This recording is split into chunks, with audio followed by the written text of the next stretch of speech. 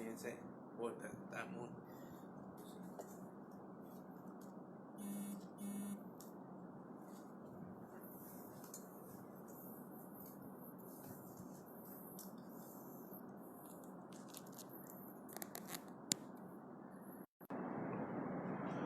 Baik, Bismillahirrahmanirrahim.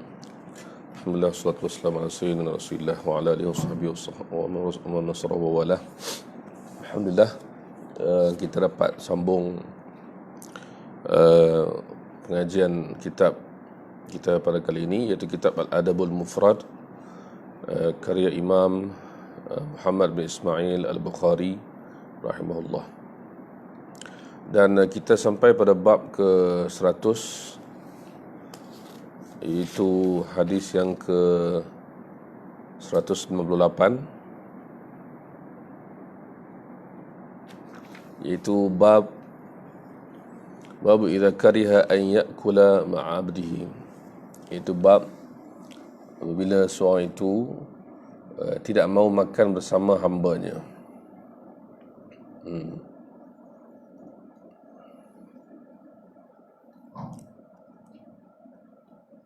حدثنا محمد بن سلام قال أخبرنا مخلد بن يزيد قال أخبرنا ابن جريش قال أخبرني أبو الزبير أنه سمع رجلا يسأل جابرا عن قادم الرجل إذا كفاه المشقة والحر أمر النبي صلى الله عليه وسلم أن يدعوه قال نعم. يدعوه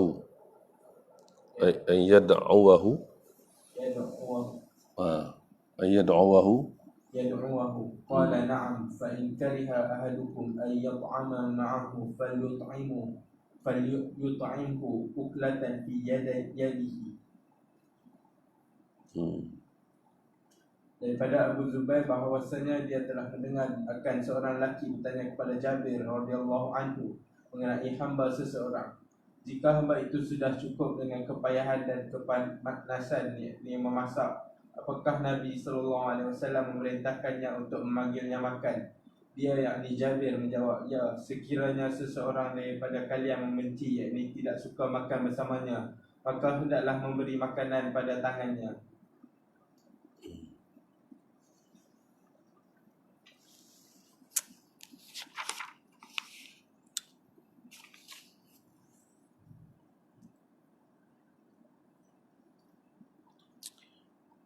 Maknanya bila tuan dia, kita masih lagi pada hadis tentang hamba. Jadi sebelum ni kita dah banyak jumpa tentang hamba dengan tuan dia. Bab yang sebelum ni bab apa kita? Bab seorang tuan itu berbelanja terhadap hambanya dianggap sebagai sedekah, kan? Dan sebelum tu pula tentang adakah dia boleh menyuruh hambanya buat benda yang tak mampu dibuat. Maka hadis menyatakan kalau tuan suruh hamba buat satu benda, dia kena suruh yang mampu dibuat. Kalau tak mampu, dia tolong. Jadi kita masih dalam bab adab bersama dengan hamba. Jadi bila hamba itu di sini dikatakan hamba seseorang itu masak untuk dia. Maksudnya disebut di sini dia telah susah payah dan dia juga telah terkena api, maksudnya panas. Masak orang zaman dulu kan, zaman sekarang mungkin lebih mudah. Zaman dulu bila hamba tu masak, maknanya dia kena bahang dapur tu maksud dia.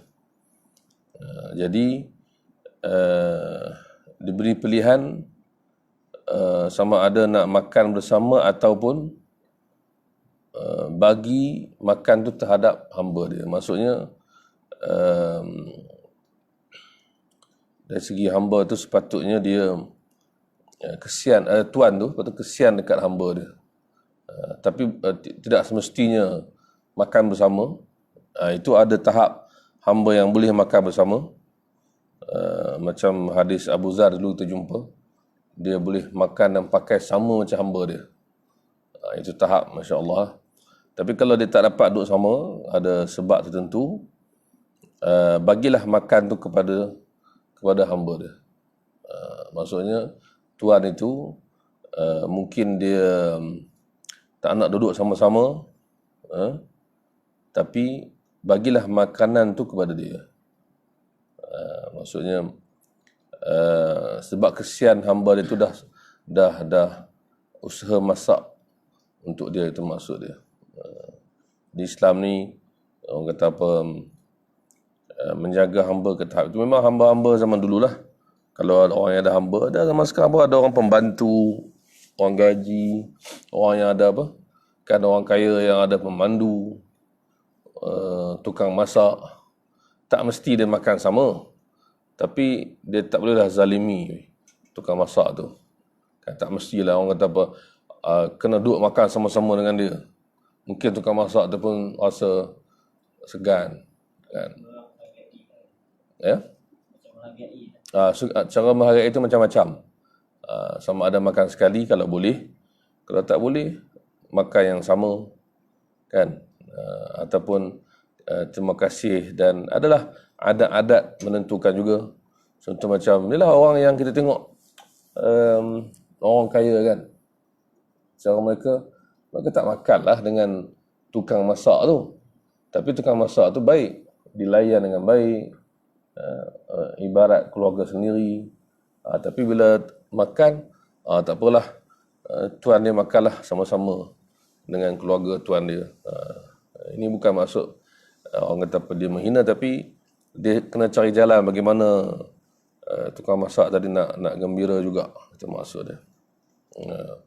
Jadi di sini disebut dalam hadis tu, disebut di sini bahawa kafahul masyaqqata wal har. Maksud hamba tu telah susah payah untuk mencari makanan dan sebagainya, dan memasak dan sebagainya. Jadi kalau boleh makan sama-sama, kalau tak boleh bagi dia makanan yang sama. Dia nak menjaga hati dia dan menghargai kesian susah payah dia buat, itu maksud dia. Sama sekarang mungkin tak susah sangat macam dulu. Dan tak ada pun sistem hamba macam dulu kan, tapi tuan dengan pekerja kena ada kebaikan di antara dia. Baik. Bab 1-1. Ini kita panggil asas pada hadis yang kita kata makan bersama, makan yang sama. Ini hadis asas dia. Baik. يطعم العبد مما يأكل. حدثنا عبد الله بن مسلمة قال حدثنا مروان بن معاوية عن الفضل بن مبشر قال سمعت جابر بن عبد الله رضي الله عنهما يقول كان النبي صلى الله عليه وسلم يوصي بالمملوكين خيرا ويقول أطعموهم مما تأكلون وألبسوهم من لبوسكم ولا تعذبوا خلق الله. Ini adab dia, iaitu terjemahan dia daripada Al-Fadl Ibnu Mubashir. Dia telah berkata, aku telah mendengar Jabir Ibnu Abdullah radhiyallahu anhu berkata, adalah Nabi SAW telah berpesan supaya hamba-hamba dilayan dengan baik. Baginda Rasulullah SAW bersabda, berilah mereka makan dari apa yang kalian makan, dan berilah mereka pakaian daripada pakaian-pakaian kalian, dan janganlah mengazab, yakni menyiksa ciptaan Allah. Arahan ni bukanlah arahan wajib sampai ke tahap mesti, tapi dia arahan yang kita panggil sunat dan elok. Maksudnya, bagilah makan apa yang kamu makan, berilah pakaian kepada mereka, iaitu hamba, apa yang kamu pakai. Jadi ada sahabat yang buat, ada yang tak buat. Bukan maksud yang tak buat tu salah sebagainya, tak. Maksudnya seeloknya, kalau mampu, kalau boleh, yang paling elok, apa yang kau makan, mereka makan yang sama. Apa yang kau pakai, pakaian mereka sama dengan kamu. Tapi sebenarnya yang diamalkan di zaman Nabi dan sahabat, ada yang membezakan. So itu tak salah, sebab tak menzalimi, tapi lebih kepada adat. Yang tak boleh tu yang hujung tu, jangan mengazab makhluk Allah. Maksudnya Jangan menyeksa hamba benda yang dia tak mampu buat. Itu maksud dia. Jadi bukanlah maksud bila suruh buat at'imuhum mimma ta'kulun, bagi mereka makan semua yang kau makan kena sama sebiji, tak. Bukan macam itu maksud hadis, iaitu kita dapati bahawa kalau boleh tak ada beza yang jauh. Bagi makan kena bagi makan, sebab ini hamba. Sama sebiji kalau boleh. Itu maksud. Pakaian kena bagi pakaian lah kepada hamba. Sebab tadi kita ada hadis bab sebelum ni, bab dulu, iaitu mengeluarkan belanja untuk khadam, dapat pahala. Itu maksud dia. Keluar sikit belanja, kan. Tak mesti sama, kan. Kita pun heran juga kalau hari ni driver pakai sama macam bos, ataupun tukang masak sama macam bos. Jadi makna kita panggil mengikut keadaan, kemampuan dan redha masing-masing. Itu maksud dia. Tapi ini antara yang arahan umum yang Nabi nak jaga al-mamlukin, iaitu para hamba. Baik. Ini bab 102 ni ialah bab adakah nak makan bersama. Itu maksud dia. Ini hadis lepas ni. Hadis ke-200. Babu hal yajlisu khadimuhu ma'ahu iza akala. حدثنا مسدد قال حدثنا يحيى بن سعيد عن إسماعيل بن أبي خالد عن أبيه عن أبي هريرة رضي الله عنه عن النبي صلى الله عليه وسلم قال إذا جاء أحدكم خادمه بطعامه فليجلسه فإن لم يقبل فليناوله منه. Daripada Abu Hurairah radhiyallahu anhu, daripada Nabi sallallahu alaihi wasallam, baginda telah bersabda, apabila telah datang khadam kepada salah seorang di antara kalian dengan membawa makanan, maka hendaklah dia mempelawanya, yakni bersamanya. Jika khadam itu tidak menerima pelawaan, maka hendaklah mengambilkan makanan untuknya dari makanan tersebut. Maksudnya itu yang kedua tu, dia mula-mula orang kata apa, kalau boleh suruh duduk sama-sama. Tapi kalau dia tak nak, maksud dia tu siapa? Dia tu di sini merujuk kepada khadam tu sendiri. Maksudnya dia kata tak apalah, kan, segarlah. Maka bagi makanan tu kat dia sama. Sebab di hadis ni disokong oleh hadis tadilah bahawa dia telah bersusah payah menyediakannya. Itu maksud. Jadi sini para ulama bincang, arahan tersebut dianggap arahan yang tidak wajib, tapi arahan yang digalakkan. Maksud dipilih, beri pilihan kepada orang kata apa, diberi pilihan kepada seorang tuan, sama ada nak bagi hamba duduk sama-sama dengan dia ataupun duduk tempat lain, tapi yang penting makanan yang sama-sama yang dia masak dimakan sama. Itu maksud dia. Baik, ada lepas tu pun sama juga, cuma kisah ya. حدثنا بشر بن محمد قال أخبرنا عبد الله قال أخبرنا أبو يونس البصري عن ابن أبي مليكة قال أبو محزورة كنت جالسا عند عمر رضي الله عنه إذ جاء صفوان بن أمية بجفنة يحملها نفر في عباءة فوضعوها بين يدي عمر فدعا عمر ناسا مساكين وأرقاء من أرقاء الناس حوله فأكلوا معه ثم قال عند ذلك فعل الله بقوم أو قال لحى الله قوما يرغبون عن أرقائهم أن يأكلوا معهم فقال صفوان وأما الله dia kata apa? Sofana? أما والله ما نرغب عنهم ولكننا نستأثر عليهم لا نجد والله من الطعام الطيب ما نأكل ونطعمهم. Daripada Ibnu Mulaikah, dia telah berkata Abu Mahzurah, aku pernah duduk bersama Umar radhiyallahu anhu. Tiba-tiba telah datang Safwan Ibnu Umayyah dengan mangkuk atau pinggan yang besar yang dibawakan seorang hamba di dalam pakaiannya. Lalu dia meletakkannya di hadapan Umar radhiyallahu anhu.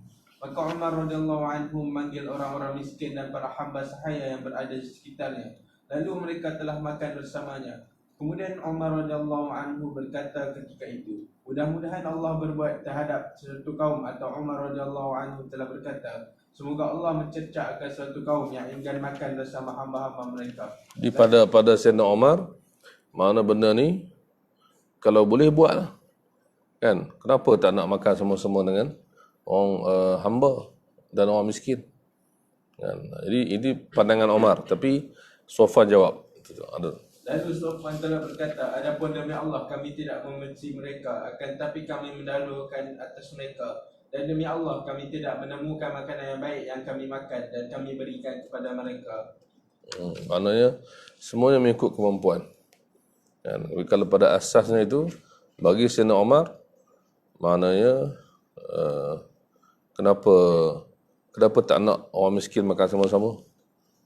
Jadi kita faham bahawa kalau benci kerana menghina tak boleh, betul tak?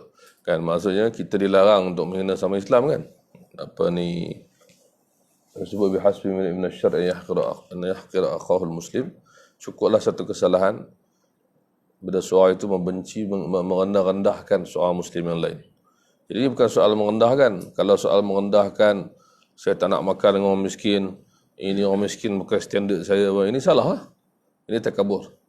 So Umar tak nak orang takabur. Tapi Sofwan jelaskan bahawa tak semua orang sama. Dari segi kemampuan, dari segi keadaan. Dan tadilah kalau hamba sendiri tak nak segan, tak apa, tapi kita makan benda yang sama.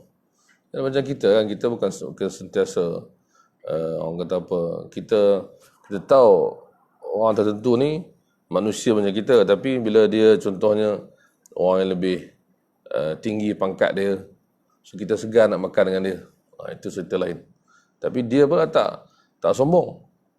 Kesombong salah dia pada kesombongan itu tersebut. Baik. Okey, bab lepas tu ialah bab seorang hamba itu nasaha, memberi nasihat, atau nasaha dalam masyarakat lebih luas, iaitu melakukan yang terbaik kepada Tuhan dia. Bagaimana pahala kepada seorang hamba, itu maksud. Baik.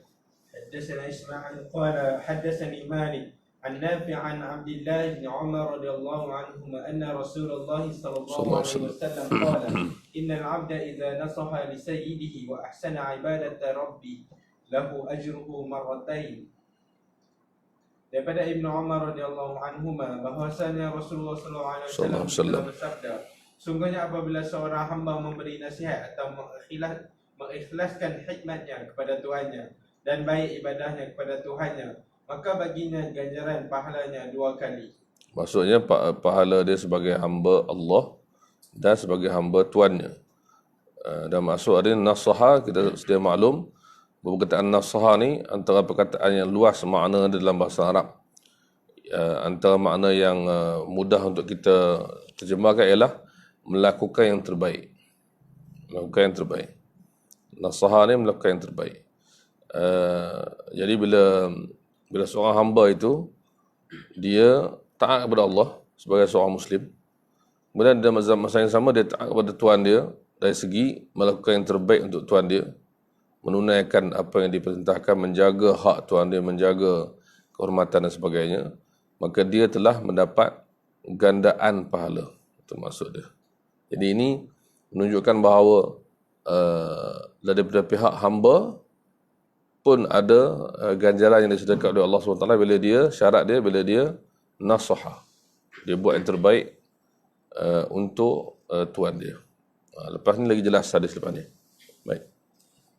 حدثنا محمد بن سلام قال أخبرنا المحاربي قال حدثنا صالح بن حي قال قال رجل لعامر الشعبي يا أبا عمرو إنا نتحدث عندنا أن الرجل إذا أعتق أم ولده ثم تزوجها كان كالراكب بدنته. قال عامر حدثني أبو بردة عن أبيه قال قال لهم رسول الله صلى الله عليه وسلم 3 لهم أجران، رجل من أهل الكتاب آمن بنبيه وآمن بمحمد صلى الله عليه وسلم فله أجرا، والعبد المملوك إذا أدى حق الله وحق مواليه، ورجل كانت عنده أمة يطأها فأدبها فأحسن تأديبها وعلمها فأحسن تعليمها ثم أعتقها فتزوجها فله أجران. قال عامر أعطيناكها بغير شيء وقد كان يركب فيما دونها إلى المدينة. Telah berkata seorang lelaki kepada Amir Asy-Sya'bi, wahai Abu Amr, sesungguhnya kami telah bercerita sesama kami bahawa seorang lelaki apabila dia telah memberikan Ummul Walad, yakni hamba perempuan yang telah melahirkan anak tuanya, kemudian dia mengahwininya, maka adalah dia seumpama menunggang haiwan kenderaannya.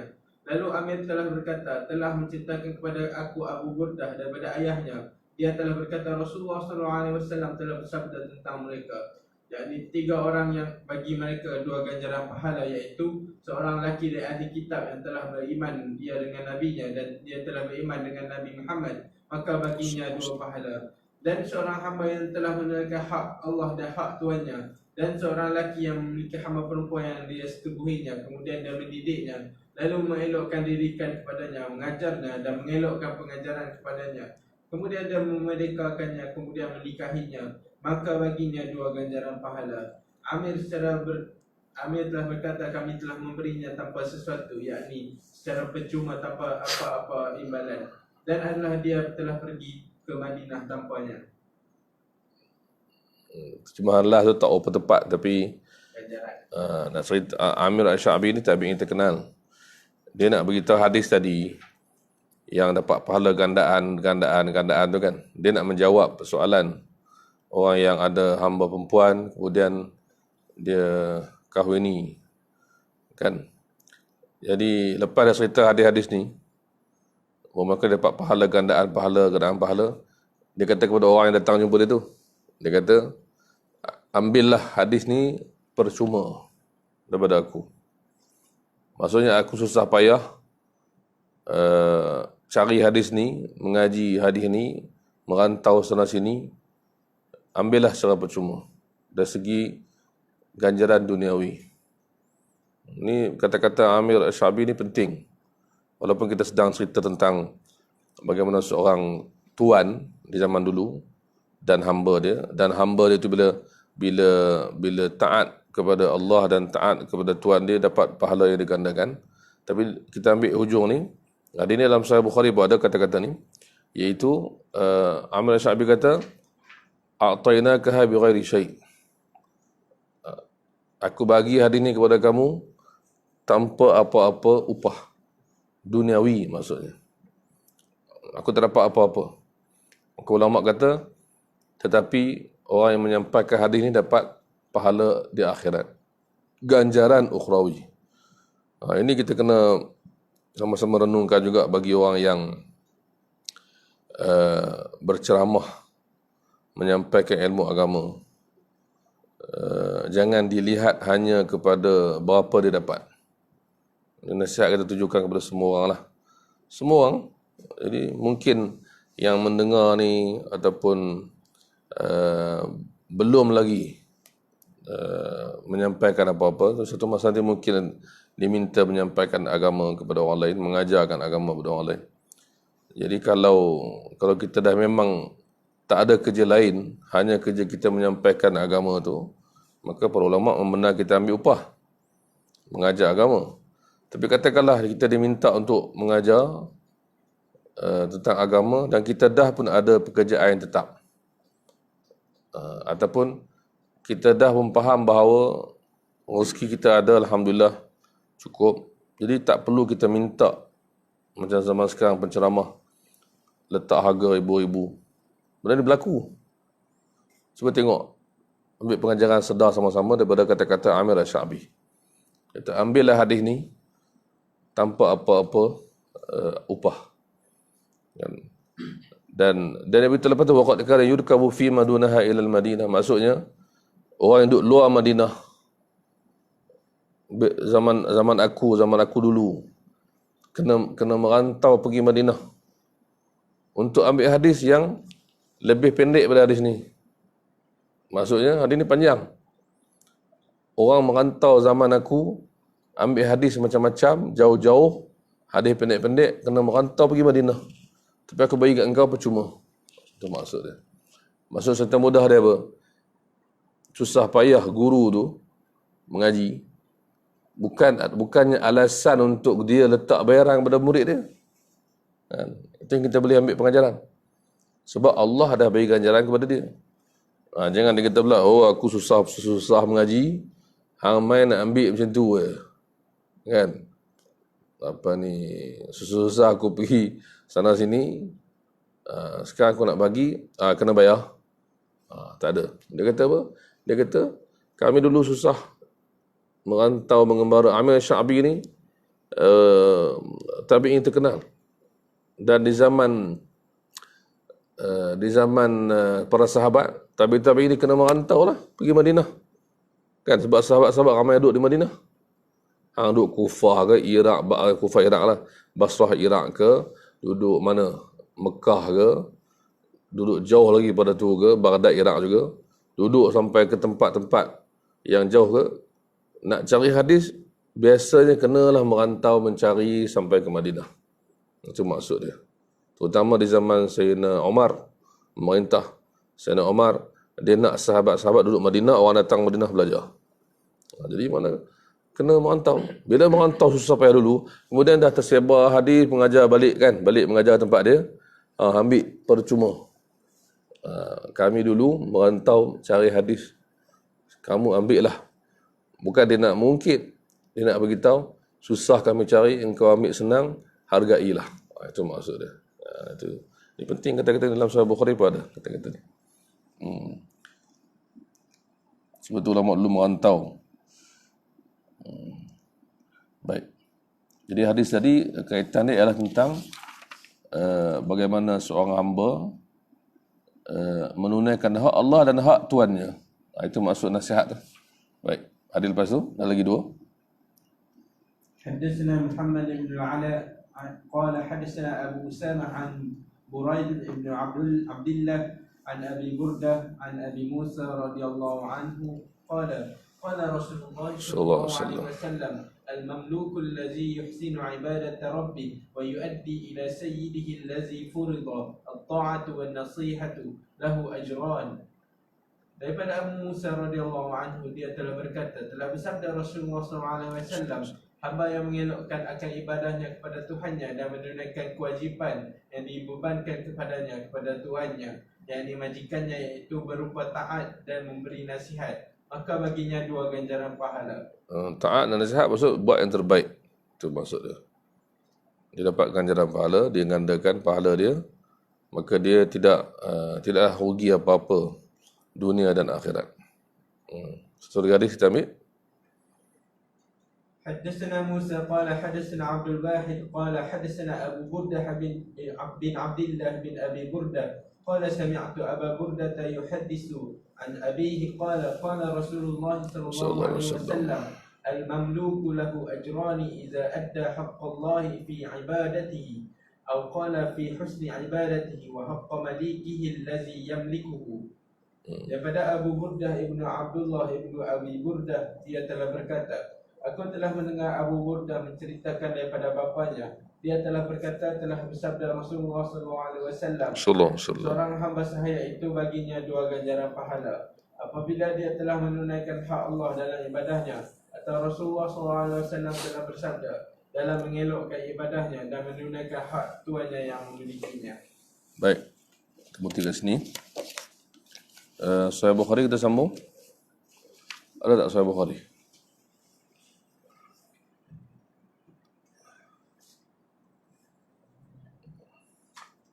Sahih Bukhari ada.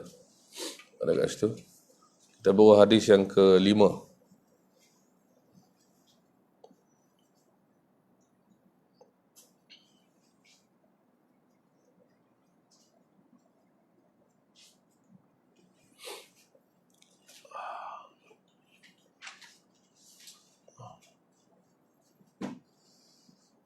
Ada terjemahan sekali tak? Kita tengok ada, kalau ada app terjemahan sekali tak apa. Kita baca hadis, kemudian kita baca terjemahan, kita tengok macam mana terjemahan dia dan huraian dia. Sampai hadis yang ke-5.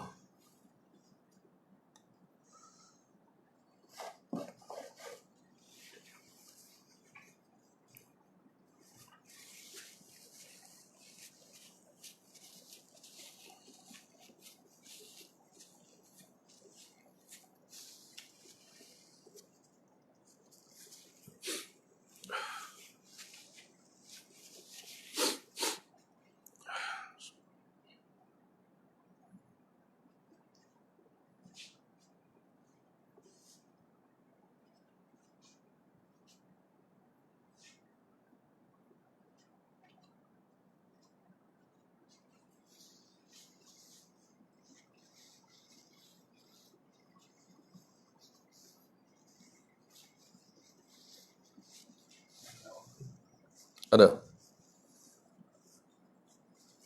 Terjemahan Surah Bukhari ada? Tak ada?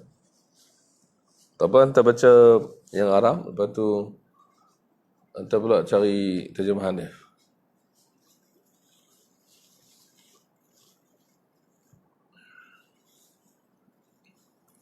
Kita tak ada kan Surah Bukhari kan? Yang Mahirah tak ada kan? Al-Mahirah lah yang terjemah.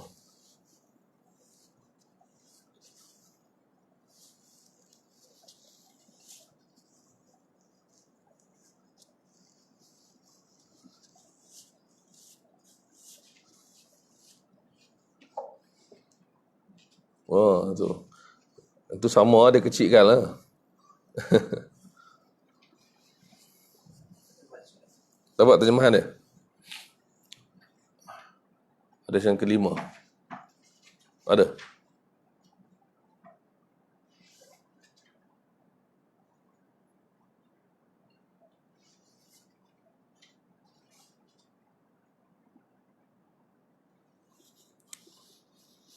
Kita ambil satu hadis.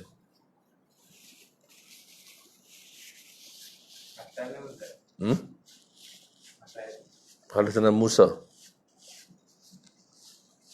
Hadisana Musa Ibnu Ismail. Ini nombor 5. Dapat terjemahan dia? Tak jumpa? Tak ada app, tengok ni tak apa, tengok tak mesti app lah, tengok apa, tengok Sahih Bukhari bab yang pertama, hadis yang kelima.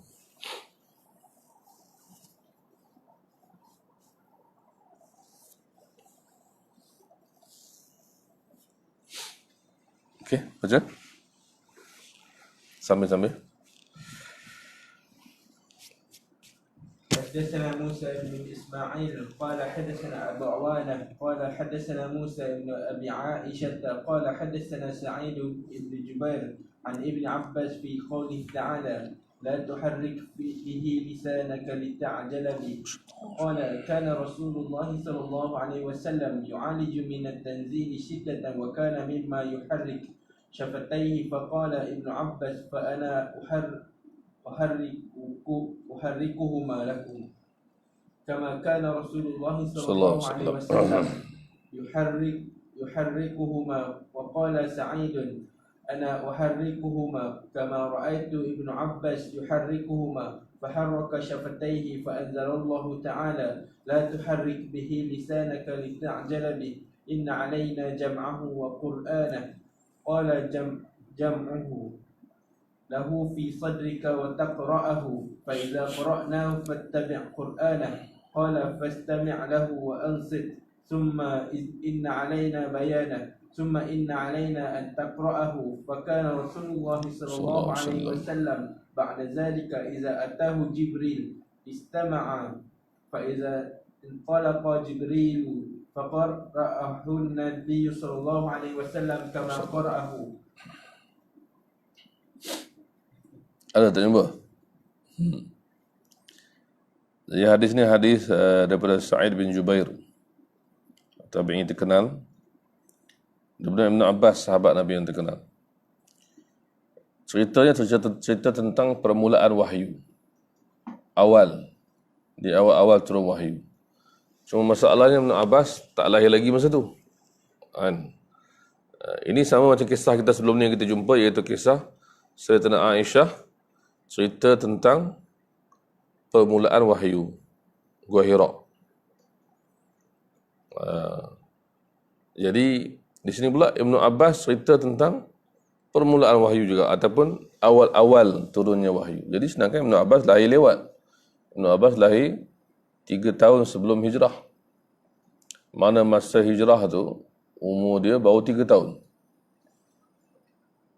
Jadi macam mana kisah di awal penurunan wahyu ini boleh diceritakan balik oleh sahabat-sahabat yang tak lahir pada masa itu atau tak jumpa peristiwa itu. Di sini para ulama bincang dengan melihat pertamanya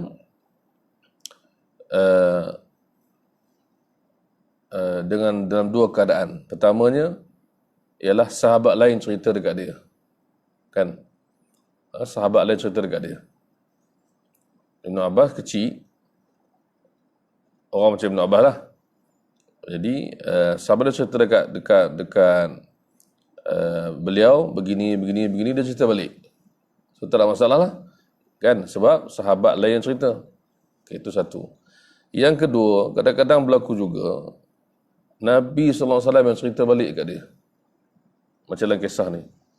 Dalam kes ni, bagaimana Imam Ibn Hajar Al-Asqalani beritahu bahawa Rasulullah SAW cerita balik dekat beliau. Itu maksud dia. Jadi bila kadang-kadang orang tak fikir sangat bab ni sebab yalah hadis ni hadis sahih. Alhamdulillah, betul. Cuma sekadar kita nak menambahkan ilmu kita. Kadang-kadang kita jumpa hadis yang sahabat tu dia tak temui peristiwa tersebut, tapi dia boleh cerita balik. Kenapa? Kerana tadi sama ada sahabat lain yang cerita dekat dia atau Nabi SAW cerita balik dekat dia. Itu maksud dia. Baik. Jadi Ibn Abbas cerita tentang ayat la tuharrik bihi lisanaka lita'jala bih, surah Al-Qiyamah. Bagaimana turunnya ayat tersebut. Jangan kamu gerak-gerakkan bibir ataupun lisan kamu untuk kamu dengan berusaha menghafalnya dengan segera. Maksudnya kenapa ayat ini turun? Maka Ibn Abbas cerita bahawa di awal wahyu, pada beberapa waktu, pada ketika-ketika tertentu, Rasulullah ni yu'aliju minat tanzili syiddah. Maksudnya Rasulullah SAW rasa susah nak menghafal wahyu tersebut.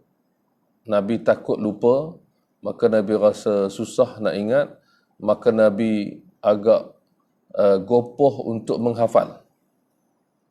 Maka Nabi bila Jibril sampai ke wahyu, Nabi cepat-cepat ikut menggerak-gerakkan bibir. Maksudnya apa? Maksudnya belum habis Jibril bagi tahu wahyu tersebut, Rasulullah dah pun cepat-cepat nak hafal. Sebab dia rasa macam bimbang, takut lupa wahyu tu, kan? Itu maksud dia. Itu di peringkat awal. Jadi bila Nabi SAW buat begitu, maka Ibn Abbas dia kata, aku gerakkan bibirku untuk kamu, maksud untuk murid-murid termasuk Sa'id bin Jubair, sebagaimana Rasulullah gerakkan. Sa'id bin Jubair kata pula, aku juga gerakkan kepada kamu sebagaimana aku lihat Ibn Abbas gerakkan. Jadi macam mana gerakkan tu? Macam mana digerakkan bibir tu? Saya dulu dengan Ustaz Nuruddin, kita belajar dengan Dr. Abu Laith hadis ni. Atau Abu Laith, Profesor Abu Laith dekat UAE. Beliau daripada India dan beliau pengajian hadis tu daripada muda lagi. Beliau dah khatam kitab-kitab ni. So kita baca dekat dia sampai pada hadis ni, maka dia buat macam ni mulut dia. Dia buat macam kumat kamit. Kan? Jadi semasa dia boleh sampai ke wahyu tu, Nabi cepat-cepat nak, takut lupa. Maka Dr. boleh kata, Profesor boleh kata, begitulah guruku buat kepada aku dan seterusnya. So kita dapat daripada beliau. Maksud mulut dia macam terlampau macam terkumat kamit, tapi macam laju-laju gitu, tergerak-gerak gitu, kan? Tapi pada akhirnya Allah SWT turunkan ayat ni, maka selesailah masalah tu, kan? Jadi Ibn Abbas kata, aku buat begitu bagaimana aku melihat. Sa'id pun kata, aku buat macam mana aku lihat Ibn Abbas buat. Jadi apa cerita dia tak nak wahyu tu lupa. Itu maksud dia. Maka Allah turunkan ayat, la tuharik bihi lisanaka lita'jala bih, inna alaina jam'ahu wa qur'anah. Maksudnya jangan gopoh, jangan risau. Allah SWT Allah menjamin bahawa kamu akan menghafalnya dan akan boleh membacanya kepada orang lain. Itu maksud dia. Maka apa yang kena buat? Apa yang Nabi sallallahu alaihi wasallam kena buat? Fa idza qara'nahu fattabi' qur'ana.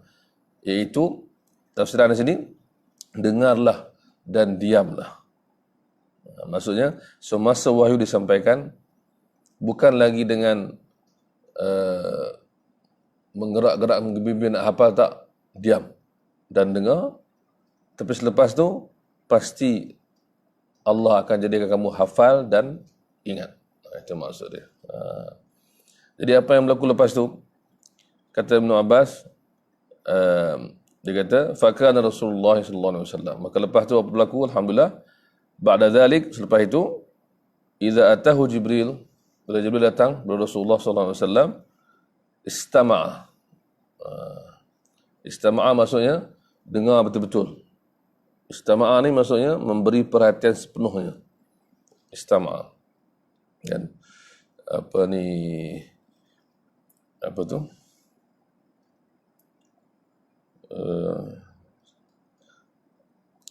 Dalam surah Al-Jin tu kan? Jin apa tu, dengar Nabi baca Quran tu kan? Qul uhiya ilayya annahu istama'a. Jadi ada maksud yang tersendiri istama'a ni, iaitu mendengar dengan sepenuh perhatian. Dan, jadi disebut sini, bila dah diturunkan ayat ini, dijelaskan oleh Allah SWT, maka bila Jibril datang, istama'a, Nabi dengar dengan teliti, dengan penuh perhatian. Fa idzan talaqa Jibril, bila Jibril telah pergi, qara'ahu Nabi sallallahu alaihi wasallam. Nabi boleh membacanya, baca balik wahyu itu kama qara'ahu, sebagaimana Jibril baca. Itu maksud dia. Jadi menunjukkan bagaimana Allah SWT memelihara Al-Quran ni kepada Nabi SAW. Dan begitu juga Allah pelihara Quran ini dengan para sahabat dan para tabi'in dan seterusnya, dengan hafazan dan dengan tulisan. Baik, kita ambil satu lagi hadis. Tak jumpa terjemahan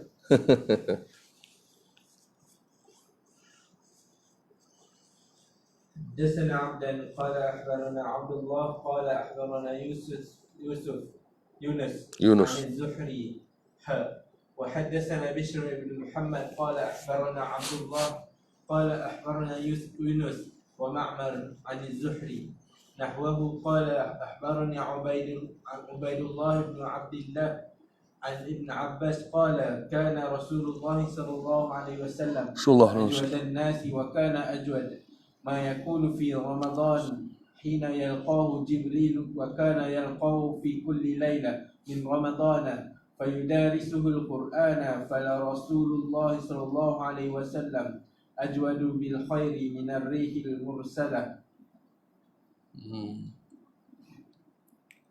Hadis ni hadis yang biasa kita akan jumpa dalam bab puasa. Dalam hadis ini disebutkan dua perkara lah secara umumnya. Pertama, bersedekah. Yang kedua, tadarus Al-Quran ataupun membaca Al-Quran. Jadi pertamanya Ibn Abbas radhiyallahu anhu mengatakan Rasulullah ni adalah ajwadan nas. Ajwadan nas. Makna dia orang kata apa? Yang paling pemurah, yang paling memberi. Jadi ini tak syak lagi lah. Nabi lah yang paling banyak memberi berbanding dengan semua orang. Sampaikan kita baca hadis dalam Syama'il pun ada, dalam mana-mana kitab pun ada, bagaimana Jabir bin Abdullah kata Rasulullah ni tidak pernah disoal atau diminta apa-apa lalu baginda mengatakan tak boleh atau tidak. Sampai Sayyidina Umar bin Khattab pernah kesian dekat Nabi SAW. Dan Syama'il juga kesian dekat baginda kerana baginda terlalu memberi. Sampai Sayyidina Umar kesian dekat Nabi SAW. Maksudnya orang yang kaya sepatut mengambil contoh sifat ni. Sebab setiap orang diberikan oleh Allah SWT kemampuan yang berbeza-beza. Jadi kalau orang tu ada ilmunya, sebarkanlah ilmunya, dermakanlah ilmu dia, sumbangkanlah ilmu dia. Siapa yang ada kekuatan tenaga, fikiran, idea. Siapa yang ada harta banyak betul, maka dermalah. Inilah cara Allah bagi untuk kita dapat pahala. Kerana orang yang miskin tak dapat derma. Kita, Allah bagi kekayaan, peluang. Kita dermalah, carilah orang yang memerlukan. Maka Rasulullah ni begitu. Tapi kata Ibn Abbas, dalam bulan Ramadan lagilah bertambah-tambah. Nabi SAW pemurah. Sebab itu para ulama menyuruh kita banyak bersedekah dalam Ramadan. Dan kerana apa Nabi SAW begini? Kata sebagai ulama, kerana Allah SWT menggandakan pemberiannya di bulan Ramadan. Maka Allah memberi pelbagai-bagai, menutup pintu neraka, membuka pintu syurga, membuka pintu rahmat, dan sebagai riwayat membuka pintu langit. Kemudian Allah menggandakan pahala ibadat. Allah SWT memberikan ganjaran yang tidak diketahui oleh para malaikat tentang ibadah puasa dan lain-lain. Kemudian maka Rasulullah mencontohi sifat Allah itu. Maksudnya mencontohi bagaimana Ramadan Allah gandakan, aku pun nak gandakan. Itu maksud dia. Kalau Ramadan Allah pemurah, memberikan yang lebih kepada umat, merantai syaitan dan sebagainya, aku juga nak memberi kepada umat lebih pada bulan Ramadan. Itu maksud kenapa begitu. Itu. Baik. Kemudian disebutkan bahawa itu ialah Jibril alaihissalam, malaikat Jibril, bertemu Nabi SAW pada setiap malam Ramadan. Ini penting. Disebutkan fayudarisuhul Quran. Fayudarisuhul Quran. Mudarasah. Yang kita sebut sebagai tadarus. Jadi kenapa Jibril alaihissalam datang sebegini? Kerana orang kata apa? Quran itu bila diulang-ulang dia menambahkan lagi keberkatan. Sebab itu dalam bulan Ramadan para ulama membanyakkan baca Quran. Macam Imam Syafi'i kan, khatam Quran 2 kali sehari dalam bulan Ramadan. Dan para ulama dan para sahabat terutamanya mengambil sikap inilah. Maksudnya menggandakan ibadat di bulan Ramadan. Itu maksud dia. Muzakarah, mudarasah maksudnya membaca dan didengar dan mendengar yang dibaca. Maksudnya macam kita nak buat tu lah. Di bulan Ramadan kan kita buat tadarus kan. Cuma ada orang kata Ramadan ni ada tadarus, dah ada tidurus. Tidur tak baca. Baik. Di hujung tu Ibn Abbas balik kepada sedekah Nabi ataupun kebaikan Nabi SAW. Yang Nabi kata Rasulullah yang memberi lebih daripada angin yang laju, angin yang bertiup. Itu maksud dia. Lebih daripada angin yang bertiup. Maksud angin yang bertiup ni orang kata apa? Dia panggil pada kelajuan angin tu sampai kepada semua tempat. Maka Rasulullah SAW kebaikan dia sampai kepada semua tempat. Sebagaimana angin itu sampai kepada tempat-tempat yang pergi. Nabi orang kata apa? Di antara kelebihan hadis ni atau pengajaran hadis ni menurut Imam An-Nawawi, di antaranya ialah disebut oleh Imam Ibn Hajar. Imam Nawawi mengatakan dalam hadis ni ada beberapa faedah. Maksudnya ada beberapa pengajaran. Faedah tu pengajaran lah. Itu antaranya ialah galakkan untuk memberi dan menyumbang pada setiap waktu. Terutamanya bulan Ramadan digalakkan lagi. Dan ada juga diambil pengajaran ini ialah ziarah menziarahi ataupun ziarah orang-orang yang baik, yang soleh. Diambil pada mana? Diambil pada Jibril ziarah Nabi alaihissalam sallallahu alaihi wasallam. Dan digalakkan banyak membaca pada bulan Ramadan Al-Quran maksudnya. Jadi hadis ni hadis yang biasa kita dengar dibaca dalam bab Al-Quran dan dibaca juga dalam bab puasa di bulan Ramadan ataupun bersedekah di bulan Ramadan. Dan soal Quran dibaca dan kita baca, guru dengar kita baca, kita ingat lagi macam mana Syekh Profesor Dr. Mustafa Nadwi datang ke markas kita yang sebelum ni kan, dan insyaAllah dia akan datang lagi. Kan beliau cerita ada seorang anak murid dia yang datang dan beritahu, aku dah hafal Quran, aku tengok aku hafal Quran dengan mendengar bacaan Syekh Muhammad Khalil Al-Husari. Kan? Muhammad Khalil Al-Husari. Jadi aku baca ikut bacaan dia. Jadi Syekh Nadwi ingatkan dia. Macam mana kita nak mengaji Quran ni. Syekh kata apa? Engkau dengar Syekh Husari baca. Adakah Syekh Husari dengar engkau baca? Itu maksud dia. Dia tekankan bahawa engkau boleh dengar orang baca dan engkau baca, engkau rasa betul. Tapi yang tepat ialah guru tu dengar engkau baca. Sebab tu Quran dia, kita baca dan guru dengar. Bila kita baca dengan guru ni, kita sangka kita ni betul lah. Kita baca seorang-seorang. Kan? Apa ni, walaupun dalam bab-bab yang kecil. Kan? Macam kita kata, baru ni saya bincang dengan seorang pelajar di sebuah tempat hafal Quran lah. Dia pernah bincang juga dengan orang lain, tapi baru ni saya jumpa. Jadi bila dia baca depan saya, Idham Al-Ghunnah. Jadi saya sajalah sembang ada, saya kata, anda baca Idham Al-Ghunnah, tak ada ghunnah. Itu macam mana Ustaz? Dia rasa betul dah. Contoh ayat apa? فَمَنْ يَعْمَلْ مِثْقَالَ ذَرَّةٍ. So dia baca فَمَنْ يَعْمَلْ. Jadi mana dengungnya? فَمَنْ يَعْمَلْ.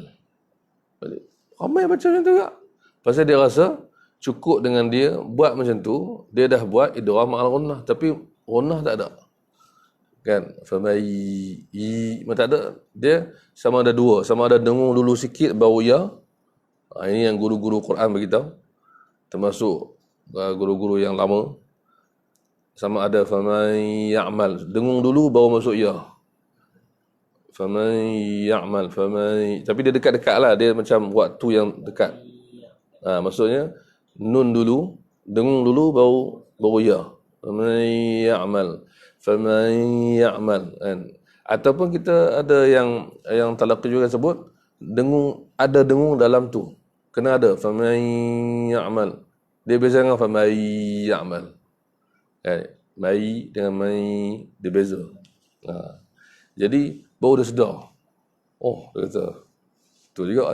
Jadi ada kadang-kadang bila kita orang yang hafal Quran, bukan kita nak kata dia salah hafal. Tapi mungkin bila dia hafal Quran, 2-3 benda tu dia berguru, tapi mungkin guru tu sama ada guru tak ramai atau guru tak jaga bab tu. Kita cakap pasal Quran ni, orang kata apa, kalau ikut guru juga, kalau guru tu macam kita kata tak tegur, maka dia akan anggap guru dia kata betul. Kadang-kadang tak tegur tu mungkin sebab terlepas, atau tak larat, atau tak perasan. Banyak sangat salah kan, contohnya. Jadi dia anggap saya baca dengan guru saya ni, dia tak kata apa pun. Itu bukan syarat dia. Tambahlah tadi kan, dia tengok aja guru tu baca, Syekh Husari dah meninggal, tapi rakaman dia ada. Dia dengar, dia tengok, dia baca, dia cuba ikut. Tapi siapa yang sahkan? Sebab tu yang terbaik ialah kita baca Quran di depan guru dan ramai guru dan tak berhenti. Jadi kadang-kadang kita tak perasan benda-benda kecil pasal Quran ni, tapi kita akan jumpa bila kita betul-betul belajar dengan guru. Kadang-kadang contoh macam kita baca depan guru akan tegur, tak cukup tu ustaz dengar. Kita rasa cukup dah. Kadang-kadang kita baca lebih pula. Itu lebih dah ustaz. Jadi makna alhamdulillah macam itulah Al-Quran. Dia tak boleh datang seorang-seorang. Sebab tu bila apa orang kata apa? Bila yang paling elok ialah Quran yang dibaca oleh guru, kita dengar, kita baca, guru dengar, dan guru tu pula baca dalam keadaan dia baca untuk mengajar. Bukan dia baca solat. Sebab kalau kita dengar dalam solat, dia mungkin tersilap, terpanjang, terpendek sebab dia tak sedar. Bila dia mengajar, dia dalam keadaan mengajar, maka dia akan baca betul. Maka murid akan dengar, lepas tu murid baca pula, dia dengar. Biasa saya tengok ustaz-ustaz, imam-imam, orang yang alim-alim baca depan guru yang lagi alim. Maka dia tegur. Ini terlebih, ini terkurang, ini raw, nipis sikit, yang ni tebal sikit, kan? Ni lam, kenapa begini? Jadi rupanya begitu Quran ni. Sebab tu kita tak boleh berhenti mengaji. Kita mengajar boleh, mengaji tak boleh berhenti. Quran terutamanya dan lain-lain ilmu pun sama. Wallahu a'lam. Setakat itulah. Kita ambil, datang insya-Allah kita akan habiskan dengan hadis yang panjang. Itu hadis pertemuan Herakl dengan Abu Sufyan. Dan Herakl dalam bahasa dia dipanggil Heraklius. Bukan macam setengah orang. Allah Alam, macam saya tumbuh, bukan Hercules, Heraklius. Dia ada nama dia. Flavius apa dah, dia ada nama dia. Kemudian dan kisah ni memang berlaku dengan sumber-sumber Islam dan sumber-sumber Rom juga mengesahkan, dan mereka amat menjaga surat Nabi itu. Kita akan lihat nanti insya-Allah surat yang Nabi SAW hantar tu dia jaga. Sebab ada pemerintah zaman tu kan dapat surat koyak di Parsi, ada yang dapat surat masuk Islam macam di Bahrain dan sebagainya, ada yang dapat surat tak masuk Islam tapi hantar hadiah macam Mesir, Muqawqis. Ini antara yang dapat surat nak masuk Islam tapi tak jadi, dan jaga surat tu disimpan. Ada sejarah dia. Nanti saya cuba cari dia punya sumber-sumber dia yang saya pernah baca, bagaimana mereka sendiri menyebut datang utusan Nabi Muhammad SAW bawa surat kepada mereka. Baik. Wallahu a'lam. Subhanakallahumma wa bihamdika asyhadu an la ilaha illa anta astaghfiruka wa atubu ilaik. Wallahu a'lam.